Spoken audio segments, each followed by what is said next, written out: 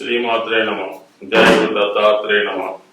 ఈ వీడియోలో మనం 2024 సంవత్సరం ఫిబ్రవరి నెలలో వృశ్చిక రాశి వారికి మాస ఫలితాలు ఏ విధంగా ఉంటాయి అన్న విషయాన్ని మనం ఈ వీడియోలో పరిశీలిద్దాం. మరి ఈ రాశి వారికి ఈ నెలలో ప్రారంభంలో ధనస్థానంలో 2 గ్రహాలు ఒక విధంగా మంచి ధనయోగంతో ఈ నెల ప్రారంభం అవడం జరిగింది. కుజుడు ధనస్థానంలో సంచరించినప్పుడు స్థిరాస్తి ద్వారా, అన్నదమ్ముల ద్వారా, వ్యక్తిగత కృషి ద్వారా ధన ఆదాయం లభిస్తుంది. అలాగే గృహంలో చాలా కమాండింగ్గా ఉంటారు. ఇతర కుటుంబ సభ్యుల మీద మీ ఆధిపత్యాన్ని చెలాయిస్తూ ఉంటారు.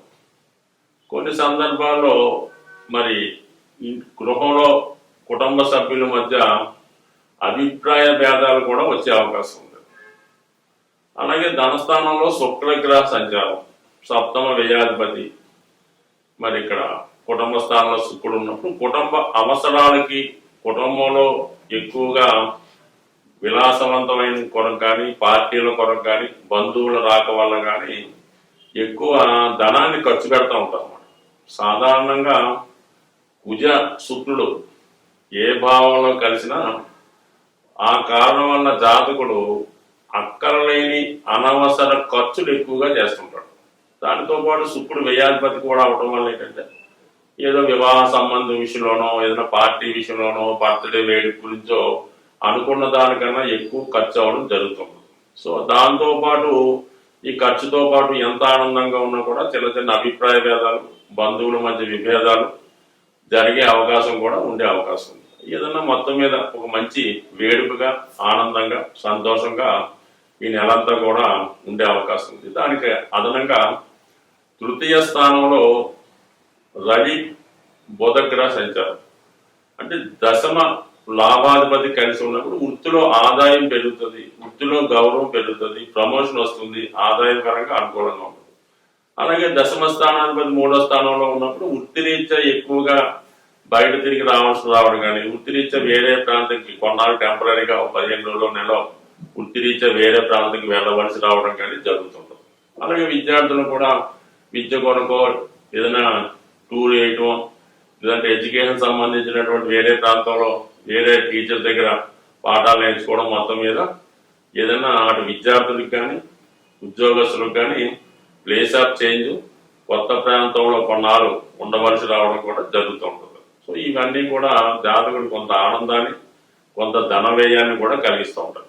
యాస్టీజ్గా లాభంలో ఉన్నటువంటి కేతువు కూడా కుజ నక్షత్రం అయినటువంటి చిత్తా నక్షత్రంలో సంచరించడం వల్ల మరి అతను ధనస్థానంలో వేయడం వల్ల అంటే మీకు అనుకోని సోర్స్ ద్వారా ధనం వచ్చే అవకాశం ఉంది. అలాగే ఆధ్యాత్మిక చింతన పెరుగుతూ ఉంటుంది.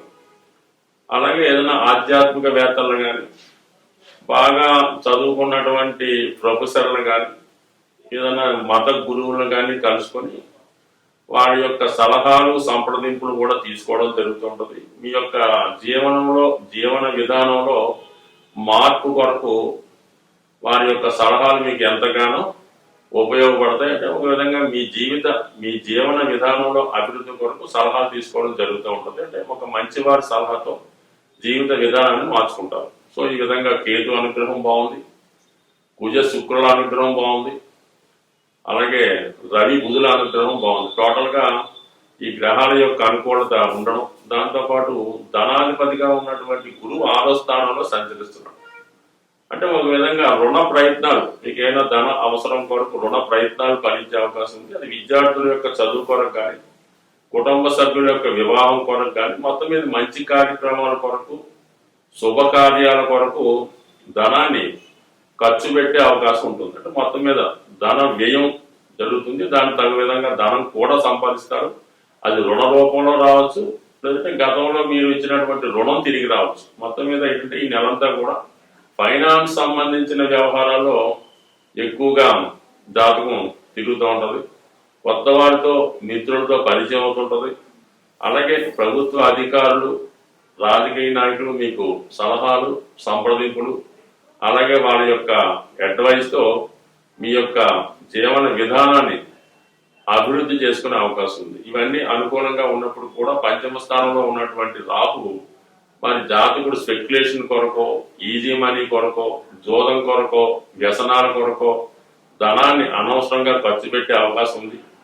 అలాగే అతని ఆలోచన ధోరణిలో కూడా చికాకు పెట్టే ఆలోచనలు, మానసిక అశాంతికి గురయ్యే ఆలోచనలు ఉండే అవకాశం ఉంది. కాబట్టి సాధ్యమైనంత వరకు మనసుని ఇతర విషయాల మీద మళ్లించకుండా కేవలం ఆధ్యాత్మిక సంబంధించిన విషయాల మీద దృష్టి పెట్టడం అన్నది చాలా అనుకూలంగా ఉండే అవకాశం ఉంది. కాబట్టి మరి సాధ్యమైనంత వరకు ఈజీ మనీ కొరకు కానీ, స్పెక్యులేషన్ కొరకు కానీ ఆశపడకుండా ఉండడం మంచిది. మరి అర్ధాష్టమ శని ప్రభావం కొంతవరకు జాతకుడి మీద మానసిక అశాంతికి, తల్లితరపు బంధువుల నుంచి విరోధం కానీ, అసహనం కానీ వచ్చే అవకాశం ఉంది. కాబట్టి కొద్దిగా మనసుకి కష్టం కలిగించే వార్తలు ఈ సమయంలో మీరు వినే అవకాశం ఉంటుంది. కాబట్టి సాధ్యమైనంత వరకు ఏదైనా ప్రశాంతమైనటువంటి జీవితాన్ని గడపడం మంచిది. ఏదైనా వీలైతే ఒక ఆధ్యాత్మిక కేంద్రంలో ప్రతిరోజు, లేదంటే మీకు కేవలం ప్రతి సోమవారం రోజు కొంత సమయాన్ని మీరు ఒక ఆధ్యాత్మిక కేంద్రంలో గడపడం వల్ల చాలా వరకు మానసిక ప్రశాంతతని కోరుకునే అవకాశం ఉంది. అలాగే ఈ వారంలో మీకు అత్యంత సన్నిహితులు, ఆత్మీయుల వ్యక్తులు, మాది స్నేహితులు కావచ్చు, బంధువు వర్గం వారు కావచ్చు, మీ ఇష్టమైన వారు కావచ్చు, ఏదో ఒక కారణం వల్ల దూరం అయ్యే అవకాశం ఉంటుంది. వాళ్ళకి ఏదో ఉద్యోగ అవకాశం వల్ల, విదేశీ అవకాశం వల్ల, వివాహం జరగడం వల్ల మీకు కొంతవరకు మీ ఆత్మీయుల్ని దూరం అయ్యే సూచనలు ఉన్నాయి. బట్ ఏదైనా ఈ రాశి వారు మరి ఈ నెలలో కేతుగ్రహ అనుగ్రహం కోసం విఘ్నేశ్వరుడి ఆరాధన, బుధవారం రోజు విఘ్నేశ్వరుడిని గరికతో ఆరాధించడం, వీలైతే విష్ణు సహస్రనామ పారాయణ వల్ల ప్రశాంతమైన జీవితాన్ని కోరుకుంటారని, పొందుతారని ఆశిస్తూ స్వస్తి. శ్రీమాత్రే నమః. జయ గురు దత్తాత్రేయ నమః. ఈ వీడియోలో మనం 2024వ సంవత్సరం ఫిబ్రవరి నెల మాస ఫలితాలు మేషరాశి వారికి ఏ విధంగా ఉండబోతున్నాయి అన్న విషయాన్ని మనం ఈ వీడియోలో పరిశీలించే ప్రయత్నం చేద్దాం. మరి ఫిబ్రవరి మాసంలో గ్రహస్థితి పరిశీలించినప్పుడు ఈ మాసం అంతా ఇంచుమించుగా గురుగ్రహ సంచారం మేషరాశి అందే ఉండడం ఈ రాశి వారికి కలిసి వచ్చే అంశం. అలాగే 11వ స్థానంలో శనిగ్రహ సంచారం కూడా జాతకులకి అనుకూలంగానే ఉన్నది. అయితే మనం ప్రస్తుతం చర్చించుకున్నటువంటి మాస ఫలితాల ప్రకారం రవి యొక్క గమనం చాలా ఇంపార్టెంట్గా జాతకం మీద ప్రభావం చూపిస్తుంటది. కాబట్టి ప్రస్తుతం ఈ రాశి వారికి ఇంచుమించుగా ఫిబ్రవరి 15వ తారీఖు వరకు కూడా రవి దశమ స్థానం సంచారం చేయడం జరుగుతుంది. దశమ స్థానంలో శని భగవానుడికి దిగ్బలం పొందడం జరుగుతుంది. అంటే ఉచ్చగ్రహం ఎటువంటి ఫలితం ఇస్తుందో ఇంచుమించుగా అటువంటి ఫలితం దశమ స్థానం ఉన్నటువంటి రవి మరి జాతకుడికి ఇవ్వడం జరుగుతుంది. అంటే రవి ఎప్పుడైతే గోచారీత్యా బలమైన స్థానంలోకి రావడం జరిగిందో, ముఖ్యంగా ఈ రాశిలో ఉన్నటువంటి స్వతంత్ర వృత్తుల్లో ఉన్న వాళ్ళకి, ముఖ్యంగా రియల్ ఎస్టేటు, రాజకీయ రంగంలో ఉన్న వాళ్ళకి వాళ్ళ యొక్క హోదా పెరుగుతుంది, పరపతి పెరుగుతుంది, వాళ్ళు కమాండింగ్గా వృత్తిని నిర్వహించగలరు. సో అలాగే మంచి వ్యాపారం కూడా ఈ నెలలో అధికారుల సహకారంతో, రాజకీయ నాయకుల సహకారంతో చాలా ఉత్తమమైన ఫలితాలు ఈ రాశి వారు పొందడం జరుగుతుంది. ముఖ్యంగా మరి ఉద్యోగస్తులకి, ప్రభుత్వ ఉద్యోగస్తులకు కానీ, ప్రైవేటు ఉద్యోగస్తులకు కానీ మరి రవి భగవానుడు దశమ స్థానంలో ఉండడం మంచిదైనప్పుడు కూడా బుధగ్రహంతో కలిసి సంచారం చేయడం వల్ల, అంటే తృతీయాధిపతితో కలిసి అలాగే దశమ స్థానంలో సంచారం చేయడం, ఈ రెండు కూడా జాతకుడికి వృత్తిపరమైనటువంటి మార్పుకి కారణమవుతూ ఉంటాయి. ఈ సమయంలో జాతకుడికి వృత్తిలో అభివృద్ధి పొందడం కానీ, వృత్తిపరంగా చేంజ్ చేద్దామంటే వేరే వృత్తిలో మారుదాం అనుకున్న వారికి ఇది అనుకూలమైనటువంటి సమయం. కంపల్సరీగా ఈ విధంగా ఎవరైతే వృత్తి చేంజ్ చేద్దాం అనుకుంటారో వాళ్ళకి ఈ సమయం ఖచ్చితంగా అనుకూలించే అవకాశం ఉంది. సో ఇది హ్యాపీ అయిన పొజిషన్. ఇక రాష్ట్రాధిపతిగా ఉన్నటువంటి కుజుడు భాగ్యస్థాన సంచారం చేస్తున్నాడు. అంటే ఇక్కడ 1-9 ఎక్సైజ్ మాట. రాష్ట్రాధిపతి బుధుడితో 9వ స్థానాధిపతి గురుగ్రహ పరివర్తన అన్నది ఈ జాతకులకి విదేశ ప్రయాణాలు, ఉన్నత విద్యా అవకాశాలు, పుణ్యక్షేత్రాలు దర్శించడం, పుణ్య కార్యక్రమాల్లో పాల్గొనడం, ఇవన్నీ కూడా జాతకుడికి అనుకూలమైనటువంటి అంశంగా పరిగణించవచ్చు.